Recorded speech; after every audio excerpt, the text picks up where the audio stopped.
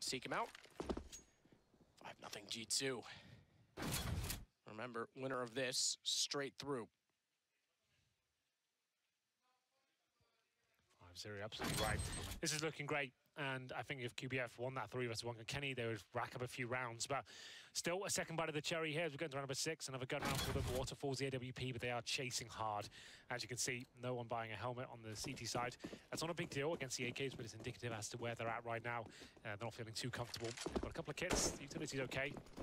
He saved $350 just getting the body armor. And just to note on that, the AKs have one shot, headshot potential, right? So you don't necessarily go against them. Kenny S just fires a shot off towards quad. Goes to the wall bang and forklift as well. Body holding in the sunroom. Kenny S with the first shot though takes down his rival Orpo. Can't get going in this whatsoever. Jimqua, note that for you, he's actually in the checkers room. That X-ray can be a little bit misleading. Thank you for pointing that out. And now they'll sit back and wait. Cash is a very reactive map for the CTs. You have to take something back if you lose the first player. I'm looking at their mini-map right now. They're aiming to go towards middle. So you can see this is their reaction coming in. Not going to be a very successful one, at least so far. Blumench challenges MBK, gets the kill. A few rare misses there. I think Kenny did actually hit Blumench, but doesn't find the killing blow. Or the coup de guerre, the French would say. Coup de guerre? Yeah. C'est bon, mon ami. Hands down, but oh, he's already wrapped around behind him. Blumench and Valina. The BBs. Yeah, the BBs. BBs might have to fall back here. They'll get an op at least. But now 6-0 G2, T-side Cash. Yanko predicted this would be quick. Valina, other than one phenomenal round that was then stolen back in spectacular fashion by Kenny. He's the only one to get anything done. There hasn't even been a lot of kills so far going the way of QBF.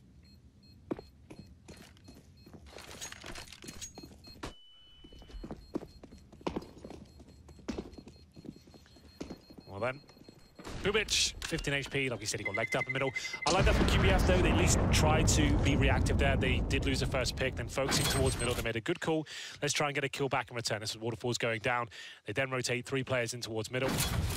Didn't really work out too well. There was a chance with the missed shots from Kenny S, but ultimately hitting a leg did send them packing 6-0. This is what we've come to expect. It seems like the simulation has calmed down somewhat today, Matt, and everything's back to normal. We're not seeing these crazy upsets like we did in the first stage of the tournament. QBF and Vegas got in fair play to both of them. No one really had them in that regard. Kenny S going for, is that a new wall bang? I don't think that would kill. Back fence beside the crate. Yeah, it's been done before. I think Davey had done that a few times. I assume that would that wouldn't be like a kill, but it looked like it probably does like maybe 40 damage. It depends on where you hit. I think if you get a headshot with it, I think it still is a kill. I think Davey's gotten a kill with it. It might have to do with armor. I forget the damage numbers that goes with it, but yeah, Davey found that one, and then body, obviously, they're the one that they had to nerf. Yeah, too much. Well, remember, this is a force buy from the CT. They actually haven't got all in. They've left us about 2K. Just funny, by the way, we nerf mid-shot that you can't see the opponent and get lucky to put them in an immediate 4 vs 5. But on Nuke, or sorry, excuse me, on Dust, we just leave it there as if it's part of the game. But you can fight back on Dust. That's the difference. You can't fight. Listen, I don't like it. I never have. I get that it's a legendary part of the meta, but I'm not a big fan of it. Yeah, I always liked it. I thought it was a fun part of the game. Kept things exciting. It's like, you remember like when you had those epic games with Body on this server. He got tagged like 6 times. By Guardian. Yeah, right. Guardian destroyed him in 1/2. I mean, there is some cool things to it. You can make calls from spawn. You can tell how many went to B. You can even fake that and rotate back. That's the mind game. As soon as you hit a few times, you know you can start rushing B because they're going to be slowing things down, dropping the smoke. But that is neither here nor there. So, well, it's there, not here. It will be happening next year. We'll see. Oh, okay. Quick's actually got a chance. He sets up Jimqua here. There will be a kill, but Quick down to 10 HP. I don't think he gets much done. It was a decent attempt. This wasn't a force buy. I did say at the start, but it wasn't. It was actually just a partial buy with the saved weaponry. All for Waterfalls, he wants to save that, but he's in front of MBK right now. Seems to suspect that he could be in this position. He does suspect correctly. Takes him down.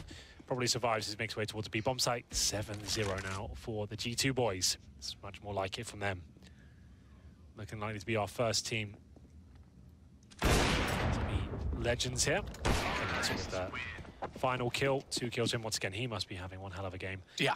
9 kills, 1 deaths after 6 rounds. Bodies there with him, 9 and 2. 7 rounds, sorry. Yeah, starting 8th round. So let's see, positionally, Kenny's in the back lines. If he goes for it again. Guns up this time as well as armor. Actually, I take that back, excuse me. He's a little bit further forward, so he won't. I like to do it. In fact, he's going to get toward the big garage first. Boost up? No, Alex not. He's going to go straight toward him. Wants to hold the angle, and they're going to get aggressive on this. Well, spots one through the edge of the box. Couldn't land the shot. Good shot. Waterfalls. Nails Kenny in return. Finally for QBF on top of that. Boomage takes down Apex through the door. Some aggression from G2 that catches them off. Boomage takes a bit of damage down to 22, but fair play. Here we go. Finally something positive happening for QBF here. 5 versus 3. Body looking to reclaim some territory here. Heads in towards the B site. Checks the close corners there. Nothing to report to his teammates. So Shoxy, very proficient with the AWP. He'll check towards headshot. And quick, he's offering himself up there. Could be a chance for a kill. Not going to scope just yet. Trying to stay very quiet indeed. Flashbang comes in. Shoxy uses the opportunity to try and peek towards a bomb site. Gets punished for it. Boomage takes him down. Much better now from QBF. Not out of the woods just yet. Remember, MBK has been playing lights out Counter-Strike this tournament. Body. Molotov to heaven. Shot. He's gone down finally around for QBF. All 5 staying alive as well. That's best case scenario for them at this point too, because obviously going to be facing a reset, so this will allow them to at least avoid that temporarily. They'll get 1 round in hand, if you will. Although that said, they do have to reinvest quite heavily into grenades, so even that's going to be a difficult task. All the utility used, so good use of it at least not left on their belt. Waterfall's the one to start that off with a good shot onto Kenny at A main. He's going to go immediately onto middle. So it's Lillian and Jim Kwa as well. A set piece coming in here, Matt. 1 towards the door. 4 at A main. There'll be some basic smoke, some flashbangs, and then open the floodgates. Try and find the picks. But Boomer's still in an interesting position. I don't see that too often. He's actually on top of quad. Very rare, actually. You normally see him on top of the actual bomb set itself, but Boomage might have to drop down here. The idea is to look above those smokes. He will go down when the flashbangs come in. Quick now, obviously going to be punished there. Don't have your nades out when they fully execute. And it will be MBK and Body just lighting them up way too easy for them. Great call, though. I like that. Quick chain of nades haven't presented that once, being lost a default. So just going in towards A, 2 smokes down, catch him with the nades out, pounce on the bomb site, and it will be a reset, but like you said, 5 players survived in the previous round. There'll still be a Vi available, especially if Jim Kwa keeps the AK-47. But that's beautiful from GT. That's all they have to do. Pound for pound, they've got much better players on the server. In terms of skill ceiling, they're going to be going like much higher than that. But tag through the wall. Jim Kwa panicking a little bit here. Good flashbang, but can't land any sort of shots. They'll probably force fight for this round. Here, you can see how much fun MBK is having. Everyone's got grenades in their hand as he walks down the corner. Nails it. He has been playing very well this tournament. He is a natural born killer. Yes, so I've heard. Have you seen the pictures being floating around? Speaking of spectacles, his are ridiculous. Yeah, have you seen the pictures of him from the source days over on Twitter this week? Like, he looked like an actual... like Justin Bieber. He looked like a little baby. Like, it was so...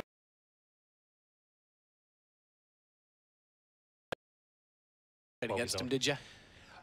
He was like coming just after yeah. I quit. Yeah, so I played against him a few times when I was like, I'd quit professionally, but I was still going to lands like mixes and stuff. But round number 10, and there will be the force buy from QBF, AWPs, FAMAS's, UMPs. Not looking too good. They lose this round, they're down to another eco.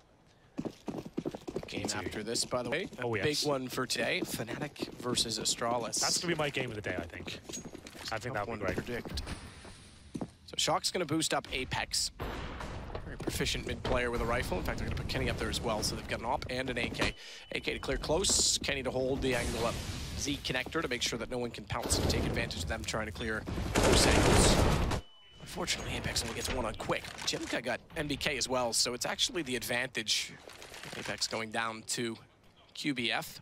By 2, in fact, as Kenny and Shox are all that remain. Shox is going to rotate back around, so no chance to break the economy on the QBF side, as they'll continue to whittle down G2 if they win this round. It's not amazing, it's not established. It's enough to get a second round, then potentially some more.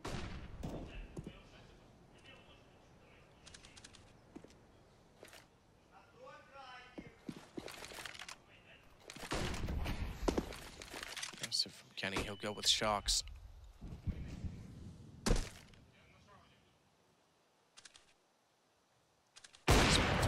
Beautiful. To Boomich. He's going to drop bags, clear out to quad. They've just got to watch to make sure no one comes through Z-Connector late. In fact, Shocks is going to go that way. Kenny as well. Jimka's on the other side of it. Is he ready? He certainly is. Oh, Shocks just barely missing his angle. Kenny's going to get the bomb back. I don't know if Jimka would have spotted that being that close. And Kenny's lost track of where he's gone, but my God, is he quick. Kenny Shrub is no scrub. Yeah, he's doing it again, but time running out once more. Didn't slow him down in the previous round. I thought that was going to hit, and then all bets are off. Waterfalls, though, manages to keep his head above water, Matt. You like that one? It's one of yours. Scrubs, Waterfalls, more TLC. Exactly, that's not bad. So good work, the CTs there, holding them off, but only 2 players surviving. G2 have just enough to buy. It's been some close rounds. They bring up 1 Galil for Shoxy. And we're going to round number 11 here. QBF have to win this. It's for the game, really. They lose this round, the double ego again, and they will spiral out of control. There'll be so many force buys going against them. Very, very important round. They can't hold us as G2 approach towards B. They'll be in a lot of trouble. Flashbang goes in to push back the AWPer. There is a smoke there. Body will Molotov in towards the cheater room. High Molotov to make sure it gets in there nice and deep. 2 players at the A bomb site right now. It's normally MBK. He's going to be joined by Apex this time. They won't show the bombs going in just yet. They want to make this look, this is a double fake coming up. So Body's showing some presence right now. He'll probably go in with the flashbangs and make it look like a fake. So he'll go in, find 1 kill. His teammates will open the door any second on the A bomb site. You can see on the right-hand side of your screen right now. Body might just look around and see what happens. What's going on right now? That was a sick shot to Waterfalls. So forget the double fake. He's just done it by himself. So they'll go out towards A and force rotation to make it look like it's a big fake. But no, the bomb's waiting in B storage. This is a really intricate strategy coming in right now. NBK with Quick immediately in front of him on catwalk. Now, I don't think it'd be ready for him to be on catwalk. Either way, flash around, that's awkward. Quick will get 1, but only 1. Lena stuck inside a middle, could work back through the vents. Quick will confirm that A is open. So a 3-2 take, essentially, because Melina's got to work backwards into the site, and Shocks is posted and ready. That's round done. Yeah, Shocks, he gets this all day long. Maybe Okay. he doesn't. Okay, rare miss from him. A couple of misses. Nighttime, that's why. Yeah, well, it's up to the Incendiary and the flashbang of the CTs. They somehow got back into this round, I'll give them that. And it comes down to the 1 versus 1, but Kenny S clutches out again. That was so important to the economy of QBF, but a lovely strategy there. It'd be good for the analysts to talk about that one. I think that was a really nice play overall. The fact they went for a double fake, but Body just wrecking so many players here. It actually made things a little bit more confusing. Like, do we just go in with this now? Do we just commit? The guys at A were like, well, we're so far away, we might as well go in. But Body, 3 kills in total. Lovely strategy, but Body just carrying the round. Comes down to the 1v1, force buy from QBF, I'd imagine here. Yes, indeed, they are all in. This is must-win again. Last chance pretty much in the half. CZs, UMPs, flashbang from Body. He's confident right now with his connector, trying to scare him off with the shots.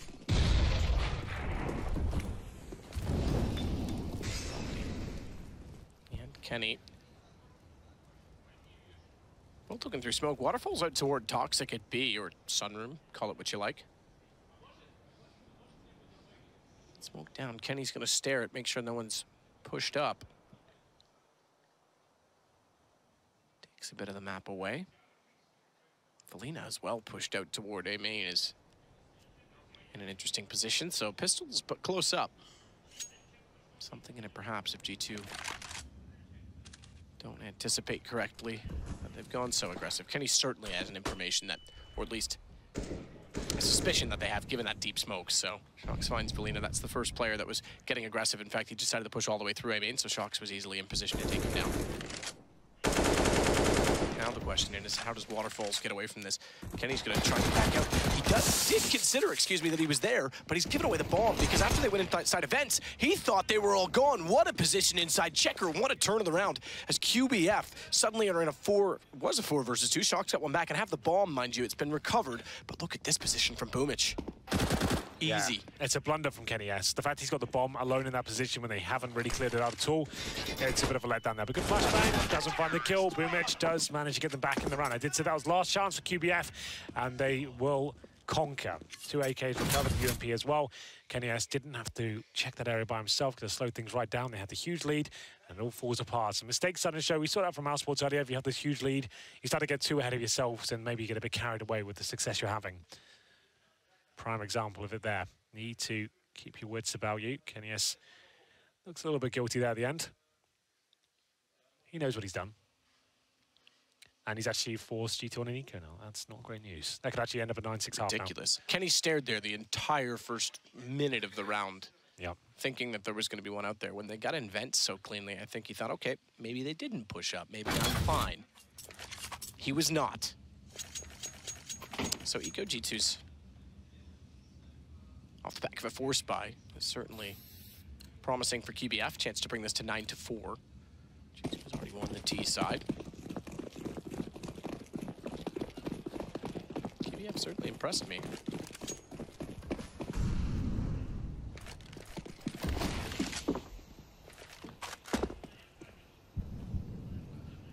Waterfalls.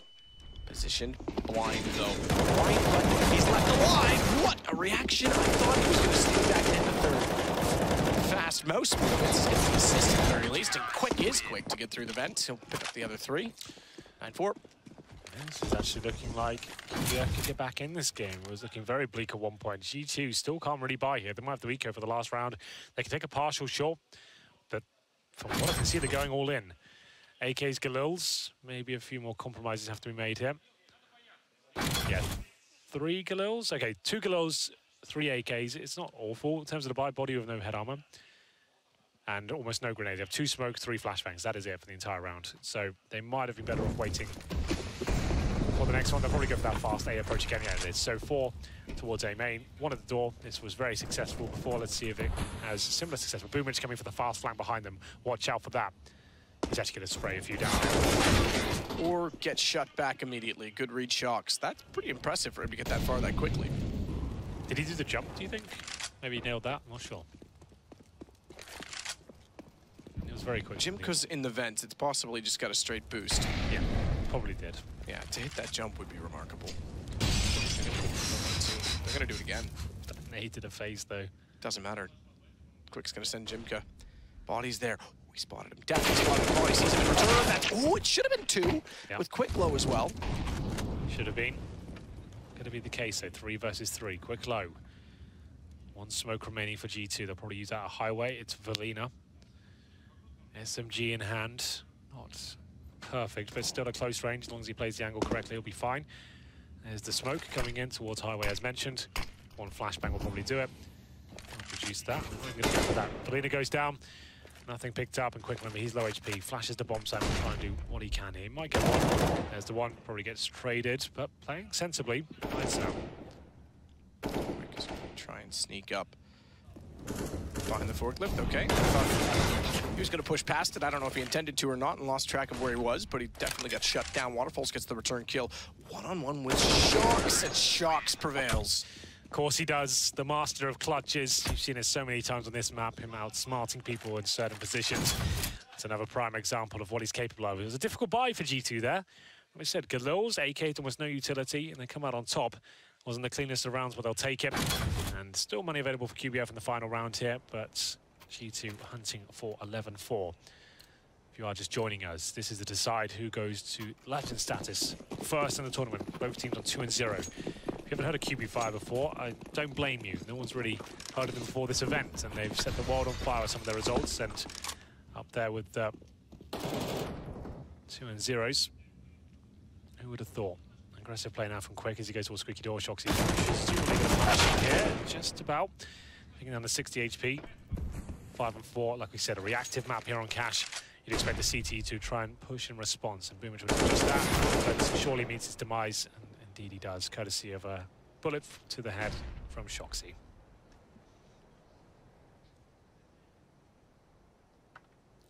So body at Sunroom, just waiting to see if there'll be any aggression. Last round of the half. Apex is going to be boosted. Jimka still has the vents, so Apex needs to look that way. It's not blown out, makes it harder to see, obscures it. And I think that's going to be enough for the shots to come in, at least to give him the upper hand, but Jimka can't hit it. Falls off, spots, and doesn't do anything with. Shalek's tagged to 13. Has to be careful because Valina has a weapon. Good kill. Waterfalls is defending his retreat back to the site as well, and they're going to walk directly into it. Bit of a misplay. Bit too much aggression from G2. He's going to try and sneak in behind. MBK's already got Waterfalls tagged. That should be enough because Body's going to sneak up beside him. He's got the AWP. If he reads it right, he might get the angle. In fact, he's going to try and change this entirely, put himself in a position where they both have to come from in front of him, and he's just going to watch the ball. Okay, that's interesting. I kind of like this. He's going towards the door. They have no idea. Misses the shot, but that might be his chance. Gone, or is it? He hits the first and can't nail the second. Very difficult position to be in there, but Body closes it out. What a half from Body, I have to say. Not normally a name we talk about too much. Apex, just to note, 4 kills only, but who needs kills when Body's playing like that? Some phenomenal rounds from him overall. They find 11, a couple of blunders in there with the Checkers play coming to mind that spiraled into an eco after that. But overall, successful half from G2. They switch over to CT side, they win the pistol, game pretty much done. You can see the coach there, very passionate one. He's been jumping around, shouting for them throughout the tournament. Been quite fun to follow his journey as well. And you can hear him giving the big speech now to rile up his players and inspire them to bring something great to this second half. There we go, 3-0 in Challenger stage, 2-0 in Legend stage. G2 are yet to drop a map. You've just ruined it. You've jinxed them. If I have the power to do that, then the world is a very strange place. I mean, if Anders is in charge of the simulation, yeah, it's already a little strange. Cultist that he is. Okay, that's escalated. It's going to be the second half. And as we always say, you get 2 minutes here, and I think that's a great chance for this coach to come in. And Iksu, I believe his name is. So we'll see whether his speech there will inspire them as we get into the second half. We'll have 3 sets. An intimidating man. He is. He kind of looks over us. He was staring at us one game in the qualifier. Wasn't happy, was he? I crouched down by my monitor and just pretended I wasn't here. 3 sets of armor, and they're going for something quite technical here. 2 smokes, 2 Molotovs. Flashbang. And we'll see what this round brings for them. In terms of the initial setup, I can't break it down too much. It's 1 player holding A, 1 at B, 3 in middle. Could go for either an A split or a B split, but kennyS and Apex encroaching on their position, getting ever closer to find these initial USP headshots. They're going for a boost, in fact, so that's potentially going to work out for them. They're not silent right now. kennyS will be challenged. He probably goes down here. I don't think he gets a frag on this one. Exactly. Go to where the That's exactly what he might have been able to help Kenny. Instead, he leaves him alone. He's going to have to swing back to the site, and effectively, they're back to where they would have been without the boost, because he now plays high with Shocks. They'll be together. And together, they'll take down Waterfalls, Quick Falls as well. Studinka and Studinka down by Body, 12-4 G2. Nice shots from Shoxy, Apex, and Body there. Crisp, USP and P2000 doing a lot of work there. You see what QBF are trying to do. Setting himself up a B split there, but ultimately very clumsy trying to get towards the vent. Shoxy just punishing them and just denying any sort of access to that area. Backed up by Body, finishes things off. 18 kills for him in total. I think the Waterfall stories on 13 kills. Pretty decent game, nothing too flashy. They will force by here, of course. If they don't win this one, they'll be 13-4 down, and then another eco will be coming their way. So, once again, clutching at straws after Apex nade towards Sunroom, doesn't quite bounce the right direction. Ricochets back the other way instead. Waterfalls going for a boost. There's a lot of pressure and presence inside of middle, but only have pistols. Waterfalls up now. 3 players from CT back toward Checkers after rotating back. Some Body's going to go passive on middle. G2, remember, yesterday played a retake game on A. They've done similar setup now, but having already cleared through toward B, they're going to start taking over A as well. They're going to spread out across the map as QBF, and they get the first kill as well. They'll take down Shocks. All for naught.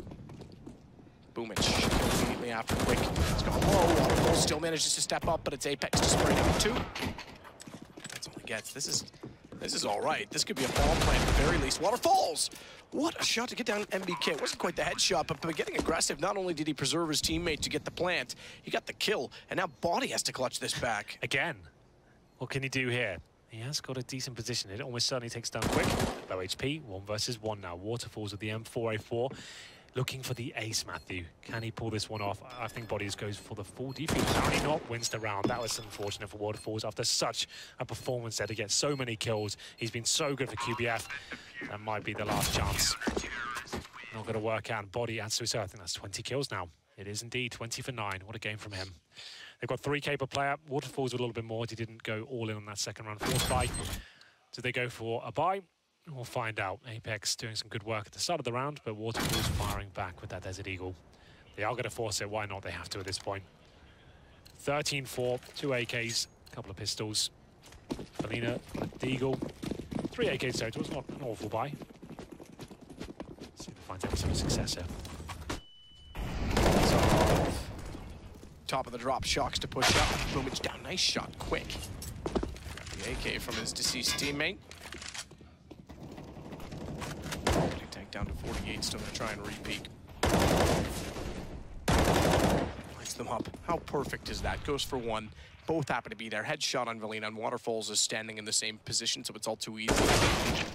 Down next, Apex to rotate in. Not uncommon to see him rotate late in from truck with an M4 to Z. More so because his teammate Body's on 16. And just Jimka remaining. Could be 14-4, G2 any moment. Is the comeback on? What's that? Oh, the comeback. Is the comeback on? No. Did anyone predict QBF to? No, we went all G2. I think that makes sense. I think there was 3 games we all agreed on today. Probably. Oh, I think that'll be not the Fnatic game, not the FaZe SK game. Everyone went Na'Vi, and everyone except you went for Astralis. That was yesterday. Why is that yesterday? Hang on. Well, you look that up. I'll continue with this round. It's going to be a 3 versus 1. Jimka will take 1 kill, but he's got 30 seconds here. Bomb on his back. Ah, okay. So everyone went G2, everyone went North, and everyone went Cloud9. Okay, well, there we go. Those are the 3 we all agree. It's nice when we agree sometimes when we're friends. Yeah, it's rare, but... Even if just for showmanship. He could win this round. I'll say that bated breath. I'm going to build up a bit of a storyline here. Let's do it. Jimka making his way towards the A bomb site now. He has managed to get himself in a position where he'll die. That's the build up. Nailed that one. As soon as I give it a go, I want to have my big highlight moment, and it just all falls apart. I mean, that could have happened to me with Snacks. It's the big apple, and Snacks is dead. That would have been not as epic, but nah, quite funny. 14-4, and they have to force buy again, I'm afraid. Grim times for the QBF side. This is more in line with what we expect to come into this tournament. Sure, it's a bit of a fairy tale for them in the first stage, and the fact they got 2-0 was amazing. But coming back down to earth, it seems as G2 continue to plow through opponents. A rush coming in from what I can see, 2 towards the door. Or 1 towards the door, I beg your pardon, 3 towards A main, MBK in his position. It's actually called the MBK spot because he played here so much in the past. NBK playing at NBK. I just said that, Matt. Sometimes I don't listen. I just did it. Let's not make a secret out of it. Well, more aggression than KNG on Twitter. They'll run toward the A site, and MBK has the lineup. Body with 1 kill in the mix of it, but he's still got the assist on the other. I suppose you have to throw a Hail Mary at this point. It's going to be that G2 Body tagged. 5 HP, careful. Yeah. Well, this is the point it's going to a conclusion. That's an awkward spread. Yeah, and it's going to be match point. This hasn't been the game I was hoping for. I thought, in the pre-game I said it as well, I thought they'd have them on the ropes. It'd be a close game, competitive, but they haven't been the hard-hitting team that we saw throughout the tournament so far. G2 certainly have. Don't get me wrong. They've been lights out. It's not like QBF played like a horrible game or anything like that. You can point loads of holes in it. It's just G2 just looking very sharp, and obviously Kenny S clutching out that 3 versus 1 was the catalyst to QBF's demise. Forced by again. This really is the last chance now. I've said that a couple of times. A couple of UMPs. A Khalil and an AK-47. Jim Carl, the AK with no helmets and very little tough utility. They're burning. Remember, don't try and boost with the flames there. You will get burnt. It's moving in towards a connector. Again. Cut. He's ready to go to Boston. It used to be Jim Carr, but now it's Jim Ka. Shocks. Down, Jim kicks him back, however. It's a good trade to get the aggression down in middle. Apex rotates back towards Z as a result of it, and NBK and Body will take positions in the A site. So early fortification of the G2, that's certainly something we've seen them do repetitively on Cash over the last week and a bit. Still within a fighting chance in this round, or maybe not for long. Apex, lovely shot there towards Jimcraft. 4 versus 3 now. They are running out of time and weaponry. The AK goes down, recovered by Waterfalls. Bomb on his back. 35 seconds now.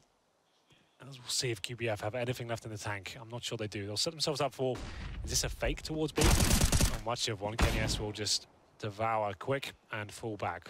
Bomb makes his way up towards Highway. Very last chance. NBK staring at Highway, but he's not looking for the ticket. Tries to flick. Waterfalls thinks the fake is sufficient. It actually is. Bodies toward middle. He's the closest one back toward the A site. Boomich is going to try and sneak in potentially behind Actions for hold. He wants to get rotation. So Waterfalls versus Body. Apex to join. That becomes the significant fight. And I think Body's aware that Boomich hasn't shown himself directly on a good read. 3 versus 1. Might be G2.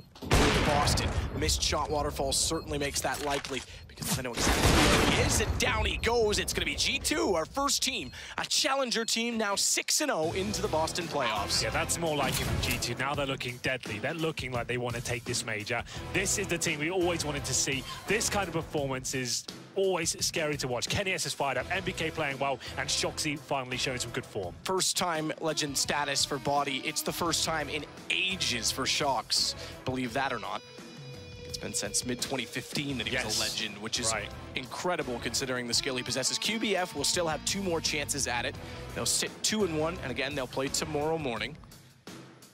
But a great play from G2. First team in Boston. Well done. Challenger team that's finally reaching potential, perhaps. We'll take a break. We'll come back. It's Astralis Na'Vi, both 1-1. And my goodness, excuse me, Astralis Fnatic, and what a history they have.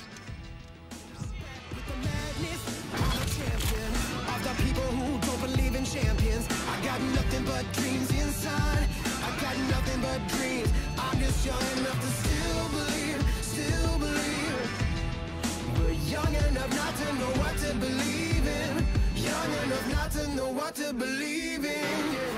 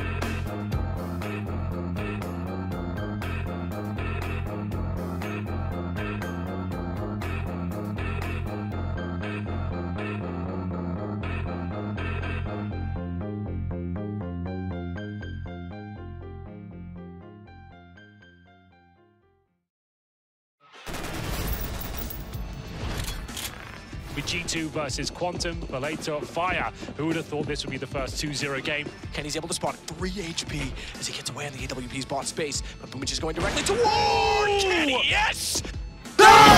Kenny's lost track of where he's gone, but my God, is he quick. Kenny Shrub is no scrub. Nice! He's going towards the door. They have no idea. Misses the shot, but that might be his chance. Gone, or is it? He hits the first and can't nail the second. I know exactly where he is, and down he goes. It's going to be G2, our first team, a challenger team, now 6-0 into the Boston playoffs. Welcome back to the E-League Major. We just saw G2 take down Quantum, Bellator, Fire, and I'm sitting here with Shox. So first of all, congratulations, Shox. G2 is the first team to become legends here at the E-League Major. But not only that, personally for you, how amazing does it feel to finally regain that legend status after nearly 3 years? It feels good. I think I will definitely think about the next major when we won't be at the qualifier. But it feels good now. I just want to go further. I saw prior to this game, and MBK tweeted that you guys needed to take it a little bit carefully because of Quantum, Bellator, Fire. So prior to this match, what was the mentality of the team? Definitely just don't underestimate them. They're gonna play as a challenger. We have to assume the favorites one. And we're gonna win the game if we don't make mistakes, because they are going to do it. And I mean, we lost only 4 rounds, but like 2 of them is because we do mistakes. So that's what mainly the main objective for this match. Or overall, G2 have looked so good at this major, undefeated, a lot of consistency that you've shown. So how much do you think the different changes you made, like you going back to lurking, have been a big factor to this? I think it's not only about me. It's the thing like giving more responsibilities to the other player, gives them more concern about the game itself. And so they care more about it, and so they can more express themselves, and overall, like, it benefits everyone, I guess. Well, it's definitely paying off. Congratulations again on becoming a legend. Richard, back to you. He already was a legend in my heart, Sue, but yes, he's got it for real now. G2 took the shortest route to get to Boston, looking really good, and I think we got to reevaluate whether or not they're contenders, Janko. Definitely looking like the team to beat so far, as Sue already mentioned, undefeated in these 2 weeks in Atlanta. And I mean, when Kenny S is playing like this and winning these rounds, you know, I think it's a combination of both individuals doing really well for G2, and also you see a dose of polish in their team game that you didn't see up until this year, basically. Yeah, John, what did you make of it? Yeah, I mean, we were talking obviously about QBF and having their aggressive play style, but, you know, they adopted it, whereas G2 was born in it, so to speak, right? So the French guys have always known how to play against these kind of teams. Yeah. And I mean, after, like you said, that Kenny S clutch, you saw them take that time out, and they already looked like they were in their own heads. I think they were hoping to get a couple more rounds on CT because they wanted to ride off that T side, but not being able to do much. And you look at Body there with 121 ADR on top of Kenny S's clutches. That double kill at B, he takes the site alone. They were just kind of all over him, and as Shock said, the only rounds they really lost was a couple slip-ups, and it was the late round plays, and honestly, a couple whiffs, I remember, from NBK and a couple people late round, but overall, control. Yeah, and I'm glad you brought up Body. Absolute monstrous performance out of that new generation of French talent that came through. He's undoubtedly been the best find, and now he's going to have the first time to be a legend in his career, and we'll be looking to cement that status. He definitely deserves it, no doubt. True, really meshed well with the other players on the team, but something that's really great for G2 in this game was you could see the poise and the focus and how they really stood with, you know, let's not underestimate them. They lose. There was a period where in 4 rounds they went back and forth, and G2 immediately takes a timeout. They're like, okay, we've been, you know, playing a bit too complacent here, maybe a bit too reckless. Let's just remind ourselves the game is not over. Let's play like we can. Let's finish it properly. And they didn't lose a single round after that timeout. I just want to talk a little bit about QB Fire. Yeah. Sorry to cut you off there, Jordan. But, you know, QB Fire, they're not going to be too upset with this. Nobody expects them to beat the likes of G2 yet in their evolution. They've still got plenty of chances to get through if the draw is favorable. They could still do the unthinkable. And I thought 1 or 2 of them still played very well. You know, Waterfalls is really standing out for me this tournament. I think he can hold his head high. Yeah, absolutely. He had another game with over 100 ADR, and that was in a dominant loss to the likes of G2. I do feel like the best chance for QB Fire now to reach the playoffs, even though it's a long shot, is to do it against the CIS team, right? Whether it's going to be Navi or maybe Vega, depending on how the draws look like. I think like there's maybe, you know, a mental, not edge that they have, but you could see versus Gambit. Gambit got a little bit flustered when they started falling behind a team like QBF. I think Shox had the right approach there. You know, remind the boys we're going to win if we just, again, cliche, play our game. But at that level, when you're a Tier 1 team like G2 and the way they have been playing, yeah, and I think if any other Tier 1 team like plays QBF or Vega, just keep reminding yourself that. Play our game, let them make mistakes, and then we'll find our momentum through just winning the normal rounds. And obviously players like Kenny in this case are going to pop off when they can, but simple game plan and stay tight. So G2 have booked their place to Boston, and you can too. Tickets are still available for the major. Go to eleague.com/major. We want to sell that out and see you there. And next up, we have got, oh, I nearly forgot about the pins. I always forget about the pins. That's what people really want to hear about. That's all they care about. The pins. They're going, yeah, enough about that. Yes, there's pins, guys. You can see the new Series 3 pins are available for the first time, and there's a good variety there. So we are now going to look ahead to Astralis versus Fnatic. It's a classic encounter where the core of these teams have played each other multiple times. Looking to mastermind a victory is the coach Zonic of Astralis, and we talked to him earlier today. Hey Zonic, as the last match of day 2 yesterday, Astralis gave us quite the game, being down 11-4 to coming all the way back to winning against North. So, I mean, that game was total insanity. How was the team able to do it? I'm not quite sure. We got off to a bad start, just the same way as we did against Mousesports. I think we are too afraid of ourselves. We don't trust each other, and we're not confident in the way that we are playing and how we play in practice. But then it's against North, and it's our arch rival, so something came up when we were down. I think it was actually 12-4. And then people just started hitting their shots and playing how we do in practice, playing with confidence and knowing that if we lose this one, we are down 0-2. So that kind of wakened the team, so I was satisfied. Yeah, it was definitely great to see Astralis come back like that at the very end. And I know one of the recent changes you guys made was that it's now Dupree that's full-time opping. So how do you feel that he's transitioning into this new role, especially with the additional pressure of having to perform at the major? Obviously, Peter, he needs some time with the AWP. I think he's been doing very well. We saw it at the Blast Pro series, but now he has the official role as the AWPer now, so that will probably add a bit more pressure to him. But he's coping with it, and we are working on analyzing other AWPs, and he's working quite hard, becoming the AWP player. And then I think it adds more dynamic to our game style, and people don't know how we play because we can easily switch back to device just for a game. Let's say Dupree has an off game, or if we want to do double AWP, then it makes much more sense now. So it adds just another, playing style for us.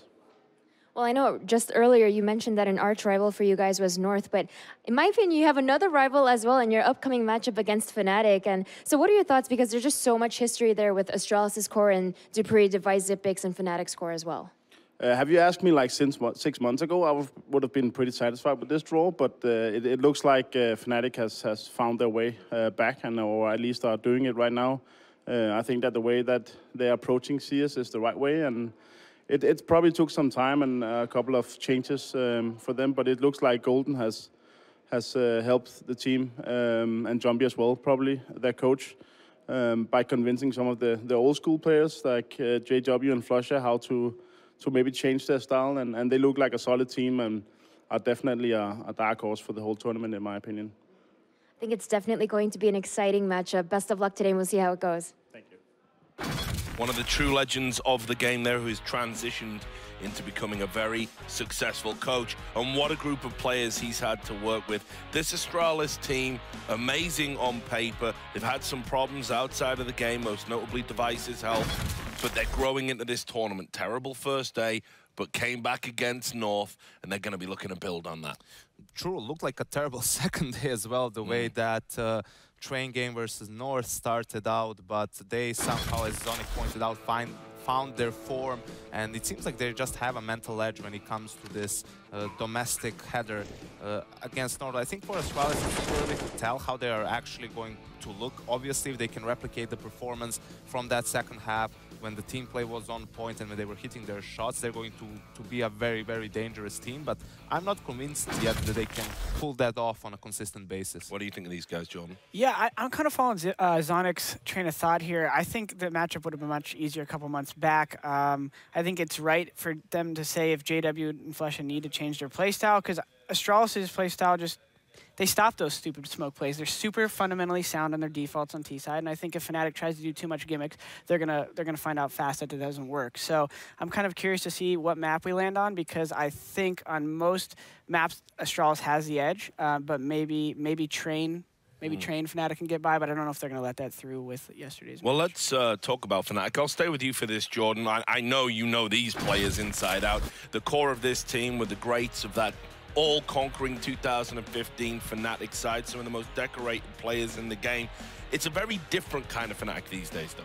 Yeah, I mean, obviously I don't have as much experience playing or watching Golden and Lekro. Obviously, they're amazing players in their own rights, but for Crim's here, I like to see him waking back up.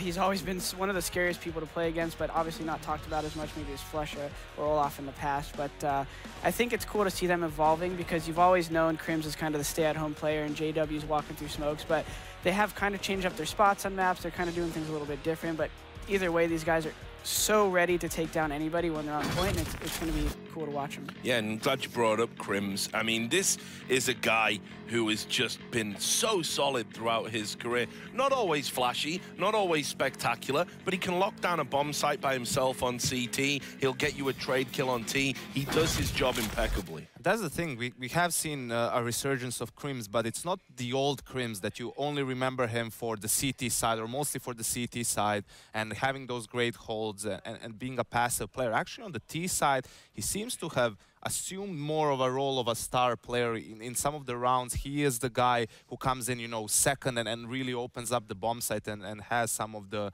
you know, game-changing moments for Fnatic.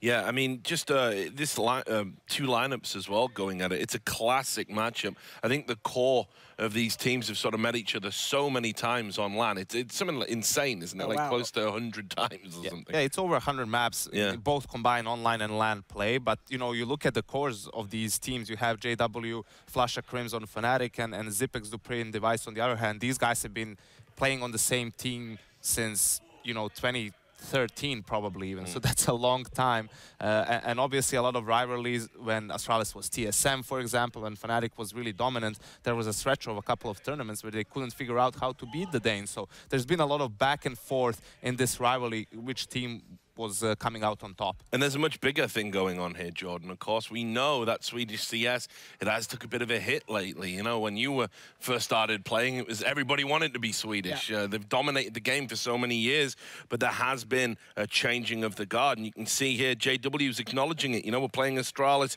tomorrow. Lots of history. It's going to be a great game. I'm sure it is. But right now, the Danes very much in the ascendancy. You know, and they've produced two teams that are great and on a world-class level. They've got an in-game leader who's leading the most expensive team ever assembled. It's just a great time for Danish CS. Yeah, I'm just curious. I'm waiting for Astralis to really get that spark back. I mean, they definitely shown flashes with their comeback and the resiliency versus North yesterday, but I'm hoping to see Device and Dupree get more comfortable in their new roles. And, you know, depending on the map here, I picked Astralis. I know we're not ready for predictions. I know I like to pre-fire this a lot. You do, yeah. Throw it at me. You need to look into that, George. I need to break this down again. But yeah, I still have a lot of confidence in Astralis, and I think, you know, it's cool to see JW and them changing up a bit of styles. Although yesterday on Inferno, I still saw JW making some questionable walks through the smoke on Wrap. So if he doesn't have that under control, I think that could be actually a big crux for Fnatic. I'm ready to reveal. It's going to be Mirage. It's a very popular map at this major, and it's Astralis who've gone for it, and Fnatic are going to start on that CT side. You can see the thought process here in the veto. It's a very interesting one. You know, Inferno taken away there. Fnatic come back with the nuke ban, the overpass ban. Interestingly enough, Fnatic didn't want to leave Train in there. Yeah, I think that's because they are very comfortable on both Mirage and Cash, you know, and perhaps seeing that second half from Astralis, they didn't really want to have anything to do with that. And I think Mirage is a great map. I think economy is going to be really important in this particular game, seeing as how Fnatic starts on the CT side. If they can get rolling early and get a good bang going, they are going to play more aggressive. And that's the way you need to play versus Astralis, need to disrupt them. So I am expecting really a great game. And, you know, I think this is where Fnatic actually proves against a really tough opponent that they are back in the top of Counter-Strike, and I think that they are going to take this one. So that's your prediction, Astralis? No, Jordan? Fnatic. Oh, Fnatic. Yeah. Excellent. Did I say Astralis? Yeah, I thought you did. Sorry, my bad. Fnatic. It's all right. It's been a long day already. So, Jordan, what about you? I think there's a lot of merit to his prediction. I am going to go with Astralis. That is hoping that they play as they usually will. And I have had some questions about that since Device's return. But I do think Astralis playstyle, especially on Mirage now that we know the map, actually lends itself to a dub here for them.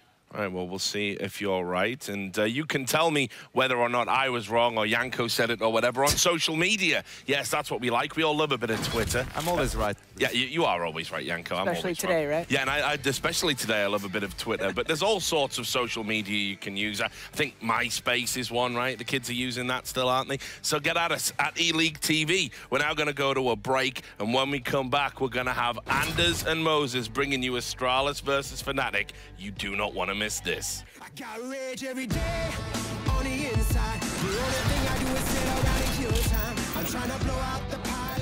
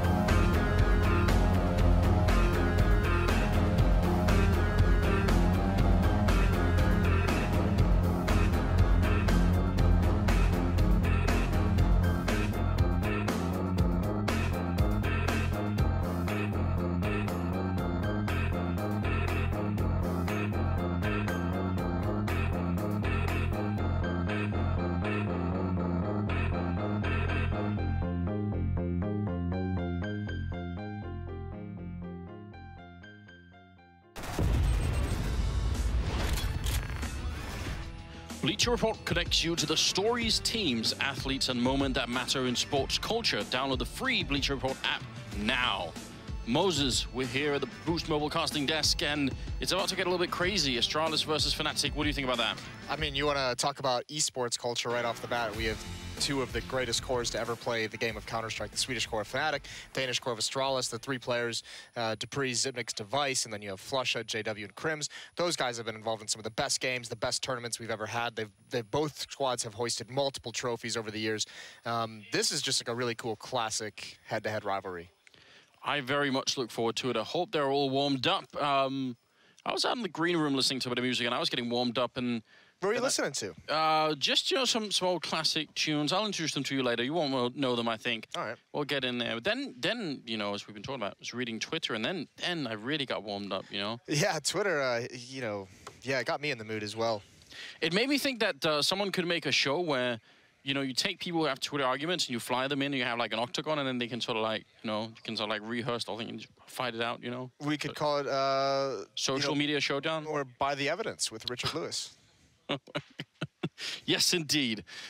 What a day it's been already, but here it comes. Best of one. We're on day 3 here of the New Legends stage, and I mean, this game, obviously, you know, I'm forced into it most. I have to pick Astralis for this game, but I wouldn't say it's with a great amount of confidence. I think if you underestimate players like Crims and JW and flusha, you might be in for a rough surprise. Crims especially has been playing so well, which is such a frightening prospect. Even if you go back to last year, the last tournament, ECS, out in Cancun, he was incredible. So if that kind of trend is going to continue, he's such a critical part. I know the desk gave him plenty of love. But there's so many different players in the servers you could say this about. If we see the dupreeh that we saw yesterday, the way he was opping in that second half, just incredible stuff. So it's going to be really, really cool to see these guys go head-to-head. And as they mentioned, we are on Mirage. And we're going to get live right into the pistol round. Zipnik's has utility, smoke, flash, flash. Glaive with smoke, Molotov as well. And right off the bat, Zipnik's actually headed over to the A bomb site. Looks like this is going to be a split. They want 3 players to come up through connector because the bomb is on A ramp alone. I'm curious about where that Molotov is going to go for Glaive, or if he's going to save it for later on. No, it's already been put into the window, so I want to make absolutely sure that no one's going to peek that while they come rushing through the connector. dupreeh picks up one. JW in so much trouble, but he runs to the smoke and somehow stays alive. In the meantime, there's a bit of trading going on as Golden goes down, but they've lost Glaive as well, so 4 versus 3 here. Definitely a good look for Astralis. Bomb is down as well, but they've got Kirby trapped in the corner somehow. He gets the kill on JW before flusha's able to connect. I think they needed that kill, that smoke. flusha's going to get right in front of it. Great shot from him, one of the most clutch players we have in Major history. And he's taken down. It's Lekro in a one-on-one. We're in SIP. The bomb is out in the open, so he's got a very good line of coverage here. Lekro, not quite sure to find him. Now he's realized he does have a kit. He could run him down. It's going to have to be quick. He needs to land this bullet right now, and there's a headshot coming through. Unbelievable scenes here already. Second kill for him. Defuse is going to be in. That was a great return into the round there for Fnatic. Yeah, it really was. They got a couple critical kills. A great trade onto Kirby, who's right at the top of connector. That one on Glaive. Glaive was playing behind the smoke on Catwalk. He was there to catch a Fnatic player off guard, trying to rotate too quickly, and he gets dropped earlier on. Without those kills, Fnatic unlikely to be able to make that comeback happen. I mean, flusha with a great shot as well coming up the stairs. So just some brilliant individual USP work.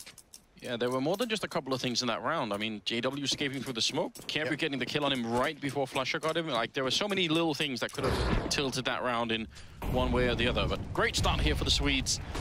Now, not that much of an impressive buy coming out. 1 deagle upgrade there on Astralis. You can understand why. Yeah, so with that plant, obviously, if you're new to Counter-Strike, the $800 bonus money you get from getting the bomb planted usually means the terrorist team will buy into the 3rd round. They'll be able to have the rifles. I think maybe this deagle on Device, and I see a couple P250s in there as well. Just hoping they can get 2 or 3 kills and keep that money low so that potentially they can reset them into the next round. We'll see what happens. Right now, for Astralis, if they could have things all of their own way, probably would like for someone from Fnatic to sort of go and be a little bit aggressive, maybe take a peek around the corner. This kind of range that dupreeh's holding, or even Glaive, is sort of one-shot range almost with the P250 or whatever. So, yeah, that's what you're looking for. At the moment, they're not getting any of that. Device is essentially biding his time at A ramp. He's hoping someone peeks on top of the stairs, hoping this small amount of pressure that Astralis is putting on towards the B bomb site forces someone to start rotating slowly out of A, getting a shot in the opening around the rotation. JW's taking some damage in mid. You can see Device just goes for his peek there on the mini-map, and actually, yeah, picture-in-picture as well. So you see that. Now he's going to watch his flank. This is, he's reading the game very, very well. Crims is on the other side, but very patient. I mean, there's no good reason why Crims needs to do anything aggressive here. He can just occupy the position for a while. There's JW. Getting a nice shot on Glaive. Dupree goes down. Sip to follow. Golden having a beautiful time here. He finally does get dropped by Kiebi, so a bit unfortunate. They are low. I mean, Flusher and JW could be dropped, but they're going to come out of the round with almost everyone alive, so fair enough. Yeah, and fair play to Astralis. Really cool ideas they had, just trying to find 1 or 2 kills. They got a couple players low. Who knows how that round changes if they're able to get those picks. Regardless, it goes the way of Fnatic. They've still got the scout in JW's hands. Flush is going to stay on the SMG. They've got 3 M4s surrounding it. Some nice shots from Golden here. Great job at that triple box. I really just want to double back on that interview we had with Sue and Danny Sonic. I realized that I think that's very accurate. That maybe, oh, what? That's a nice headshot. I'm going to cancel that thought for a moment. Flusher going down, trying to get out of the window. What a shame for him. He just wanted to get down into the underpass, and that's going to make things a little bit weird for Fnatic. Yeah, I wanted to get into a close-up range with the SMG. It's not able to work out for him. Dupree did not like that idea. So smoke used by the defense early on as well at the basic connector. You can see all of Astralis, because it's so deep into mid, very cautious that someone might have pushed behind it towards the underpass. So they're going to be very, very careful. 4 players in mid. Device is in the B halls. This is a contact play on Catwalk, and Dupree's found another opening. That's on to Golden, and this is a guy we saw last night. You do not want him to heat up. Crims take him down, surprised by a second player in connector. But that smoke is going to cover their path. It's all on Lekro. JW is rotating over, but he's only got a scout. This won't be easy to hold back. They still have a smoke on Sip, so they could actually just smoke off that scout as well. Kirby goes down. Lekro, long range. Might be a good lineup. He actually does a lot of damage in the headshot onto the device. And they just clean it up. Crims coming in with a great spray there. Astralis may be waiting just a little bit too long. I mean, they had so many openings in that round. They really did. They slowed it down once they got around that corner on Catwalk, and Crims is able to hold strong at the top of connector. He got the 1 kill earlier. Kirby tried to lurk up and catch him off guard, but once he handles that, you can just see they're getting shot out from 2 different positions, and Crims is able to get fortunate on that 4th kill. I need to see that in a lot more slow motion. It's like the gun just jumped, you know, right to his face. It always makes you feel good when you get that kind of fortune. You're like, oh, it's going to be a good game. Crimson Golden holding the A-bomb site. No armor on the Astralis team, so if they don't get a quick kill, I don't think they're going to get a bomb plant anytime soon. But they can take down Crims. They already shot him in the face, so there's one way to get a round started. Can they follow it up, though? Surprised Zipnix didn't jump on that dink. Still have him and the bomb waiting over towards A. Device and Dupree together. Wants that Deagle pick. Nade takes Kirby down to just above half HP. Waiting for the response, and Flusha finds Dupree. Goldens get tagged up from Zipnix, so they know one's Palace, and he gets eliminated. And yeah, this is just easy for Fnatic. Well done from them. They've sustained very, very nicely, not taking too much damage overall in these rounds at a very fast 4-0 lead. Yeah, and this is going to feel great for them. I mean, they still have the scout in play, which means JW at the beginning of this round, or even after the bye, he's got 8,100 in the bank. That's so much money to be working with. It's not always easy to get that up and running on the CT side, but they've done a fantastic job now. Let's see what they can do in the 5th round here. 8 codes still around for the Astralis team, and something has to change here for the Danes. This is, yeah, a little bit of a rough start. Had a nice entry. It's the mid rounds where they're very, very strong on that they kind of messed up in the 1 gun round they've had. It's all right, though. Still early going.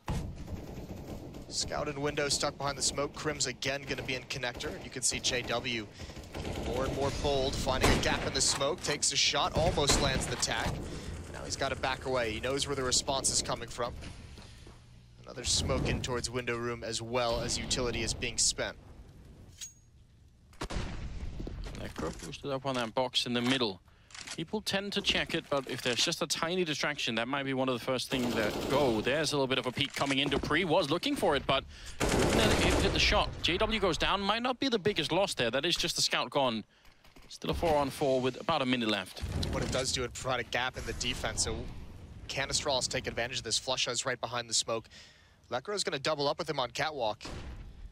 Glaive's going to have a big job to do. Another boost coming out. They want to get another cheeky pick before the hit comes in. Device and Zipnix currently stuck behind, and Flusha's going to get forced back. Now they should move in the B halls, but Glaive taking care of it. He finds Lekro, and there's the pounce, but it just misses its timing. Glaive's got to be careful with Flusha's in no man's land, and he eventually does go down. they really got sandwiched on that catwalk. They were not in a good position. And the fact that they got caught in the middle of the boost, obviously not really helping them at all. Crims and Golden now in a very tough retake. If they even want to go for it, they're going to have to be very quick here.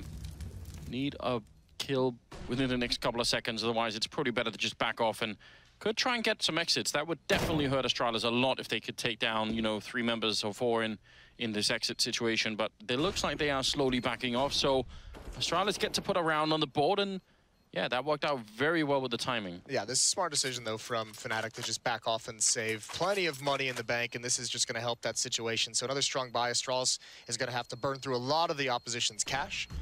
Yeah, that's the big thing. That's the go sign from Astralis when they're waiting at halls, is when their teammates spot a delayed boost onto that box, you know where both B defenders are. It's very unlikely there'd be 3 players there. You speed up, you make sure they're locked around that choke point, and you're able to eliminate them from both sides. And this is also the danger of JW going down like that. That was an unnecessary peek from him. Once he falls, there's no real backup. Crims has to get more passive because he's there alone, so there's no one to really help out with that catwalk defense. So slight setback here for Fnatic, but the upside is, instead of the scout, we now have JW on the AWP. There's no answer like that for Astralis at the moment, at least. And they need to figure out a way to deal with this. I feel like JW is still a lethal force in this game if you just give him a bit of room to work with. And just now, just him being alone to the B hallways means they're so much more flexible moving towards the middle. Yeah, but this is going to be faster. This is not going to be Astralis taking mid control and slowly deciding where to go. This is going to be just a straight up execute probably within the next 15 seconds or so. They can't just sit here. They have all 5 players, so it has to come quick, and there's only 2 defenders here. Reinforcements are a long way off.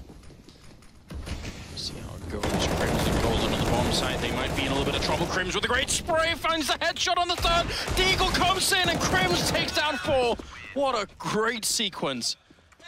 Looked like they weren't in that much of a position there. They could have easily fallen that bomb site, and Crims steps it up. You had everything you wanted if you're Astralis. That was a great call and everything, but the fact that Crims is able to get 3, trading needs to be better out of Astralis. That was very lackadaisical.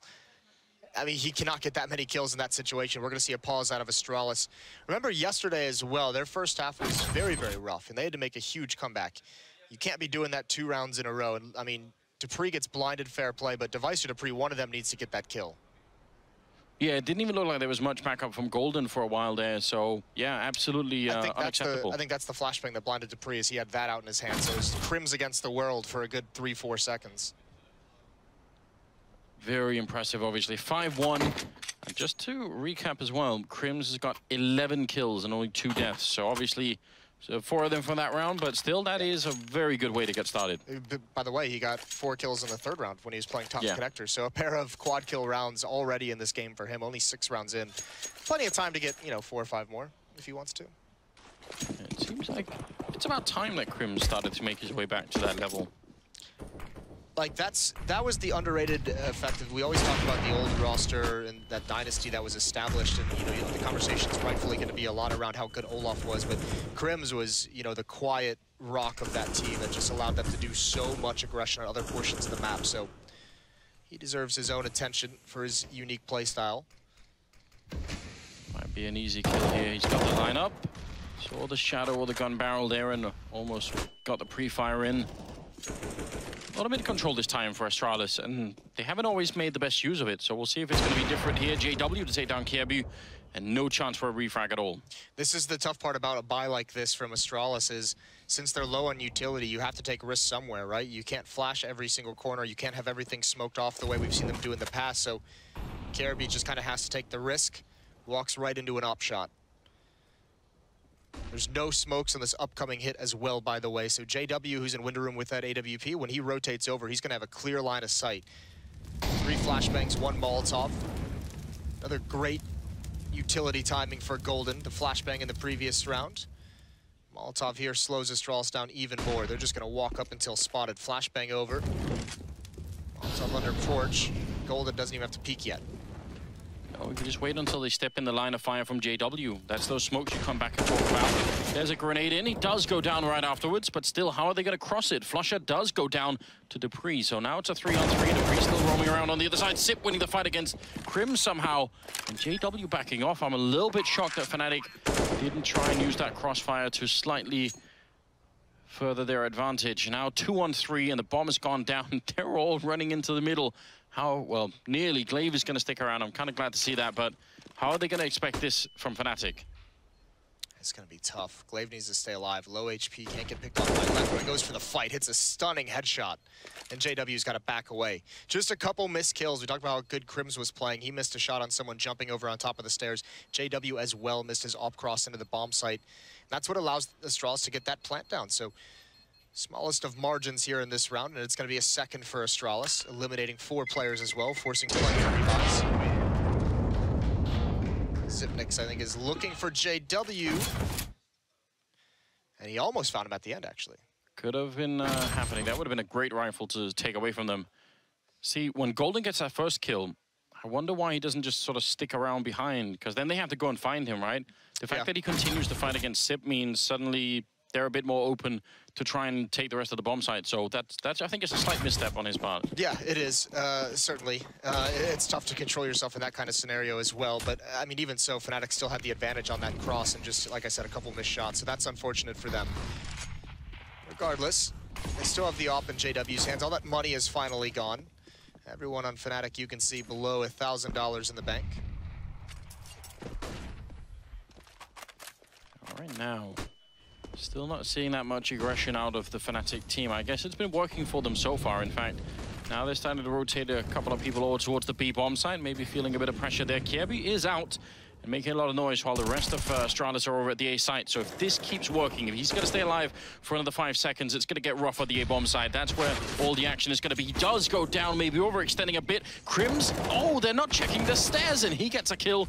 Easy enough for him. That is very important. Now Glaive is going to try for the bomb plant here. Can he get it in time? There's not enough coverage, and he just has to wait. And now the rest of Fnatic have shown up. Yeah, this is scary. Glaive just has to hold this and pray, and thankfully he gets away with it just as they're about to turn the corner. And dupreeh is on catwalk. He's not here to help Glaive at the moment. He's just getting there now, but it's too late. He can't guard the cross. And he gets eliminated from window. Flusha does wrap around and find him. Yeah, I mean, almost works again. I mean, just another round. Astralis kind of seemingly had everything they wanted. It's that one decision. Device doesn't clear the stairs. Crims is able to get a free kill. And if Device clears that and finds that kill, he has so much ground towards window. So he gains so much more safety for his team. Glaive doesn't have to delay the plant as long as he did. Yeah, you could very clearly see what the plan was in that round. I mean, obviously, Kjaerbye stayed alive as long as he could. It's kind of hard to know, because if you do nothing, if you just sit in a corner and wait, you might not sort of create enough presence, right? You want to keep selling the idea that something is happening over there. So he sort of had to make a bit of noise, and eventually he got his face taken off. So that's unfortunate. Now 6-2 and moving into the 9th round, looking a lot better here for the Swedish side. Not least because they've managed to reset the Astralis economy. That's what you want. Astralis never able to really build anything. Deagle's around again. Device has his with armor. dupreeh with one at about half HP, and Kjaerbye with the Deagle as well. Again, just patiently waiting. 2 players in these B halls, 2 at the top mid. Device patiently waiting on A ramp to make his play. dupreeh by far being the most aggressive, though he is going to be blocked out by smoke. And now that Kjaerbye is available in underpass.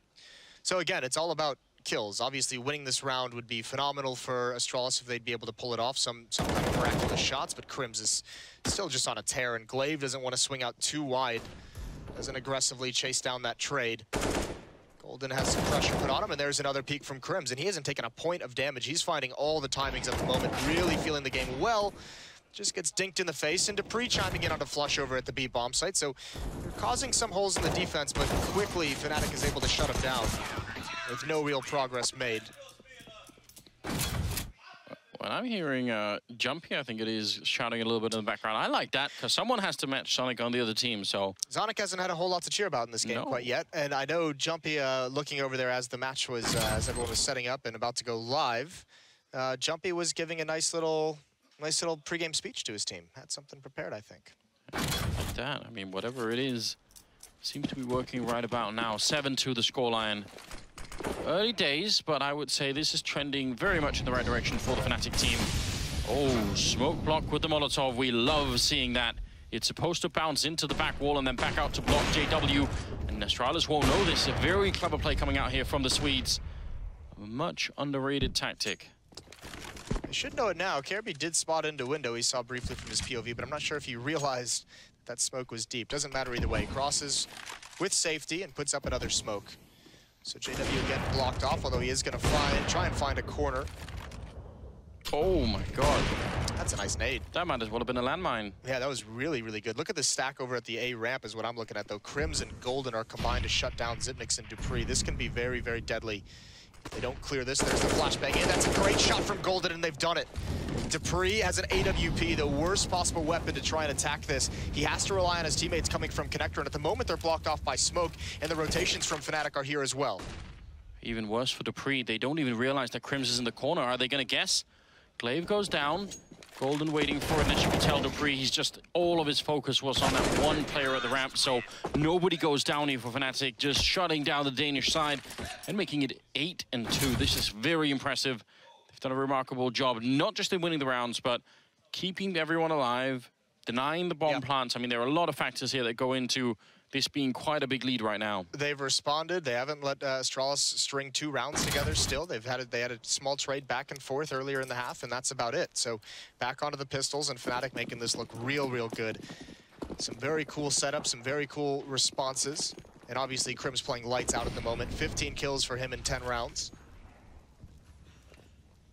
Yeah, keep up at this rate, and Astralis might not get a round back into the game. Of course, both these teams are 1-1, so doesn't mean anyone's going home, but it won't get much easier from here on out. Got to keep up the pressure. Some grenades raining in, and now we'll see what Crims can do. He's in the corner, and they didn't quite check it. Somehow they did jump past, and he's going to get traded right away. Golden wants to just hold on here and wait for some teammates, and I can't blame him for that.